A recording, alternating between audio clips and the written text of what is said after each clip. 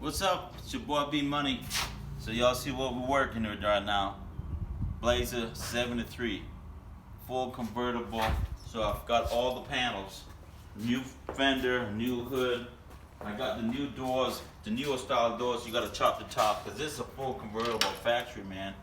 So what I'm gonna do, I know some of you boys gonna hate me, but I'm gonna convert this to a two-wheel drive and set this on some 28s.